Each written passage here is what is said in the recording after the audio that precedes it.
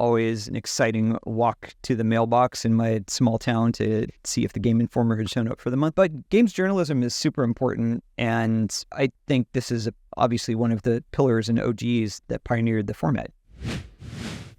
GameStop shutters Game Informer after 33 years. Here's a little quote. Game Informer is no more after 33 years of publication and 367 issues. The iconic game magazine was the longest-running gaming publication in the U.S. prior to its demise. A little more background. The magazine was first published in 91, and GameStop purchased it in 2000 as part of its acquisition of Funkoland. Remember Funkoland? I don't. Oh, yeah.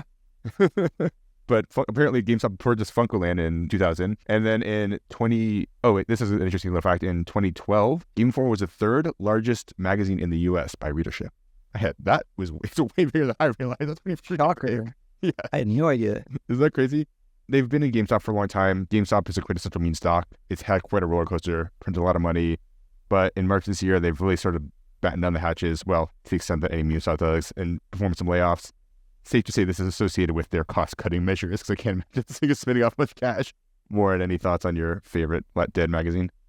Yeah, definitely a sad one to see go. I started with Nintendo Power to really date myself. And I think Game Informer was the second magazine I ever subscribed to. Always an exciting walk to the mailbox in my small town to see if the Game Informer had shown up for the month. Definitely, I would say end of the era. I think the era ended a few years ago.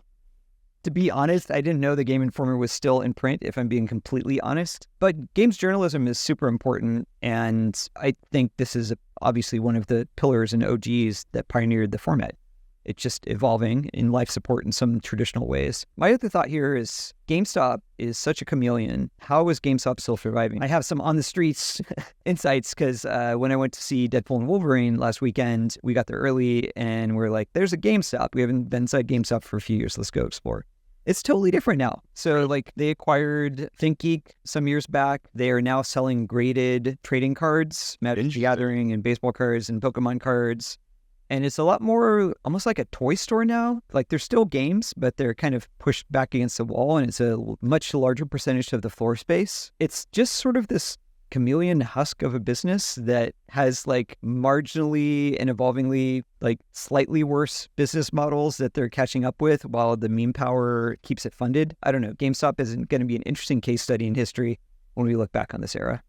Yeah, trading cards have never ceased to amaze me. That is a segment which just keeps on going and going. And it's I get it. It's a lot of people, man. It's a lot. Yeah, but there's huge audience for it.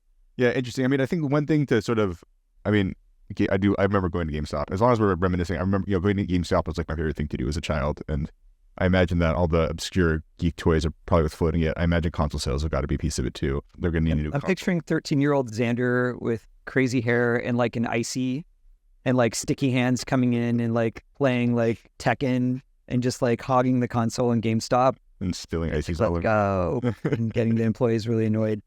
So the last thing I'll say to here is the article that I read about this was on GamesBeat, VentureBeat, talking about the death of GameStop. And I want to say GamesBeat is such a good outlet for games news.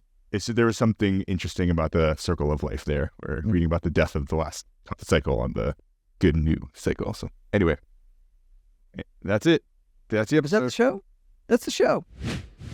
All right. Thanks, everyone. As always, the pod was brought to you by a team here at Uptick. You probably heard us say before, but here at Uptick, we help games grow. We provide the people for creative, user acquisition, analytics, all the related functions, and we provide the software to automate and streamline all parts of that through the Uptick platform. If you're scaling a game and want good folks and good software to enable that, reach us through our website, uptick.com, upptic.com. Talk soon.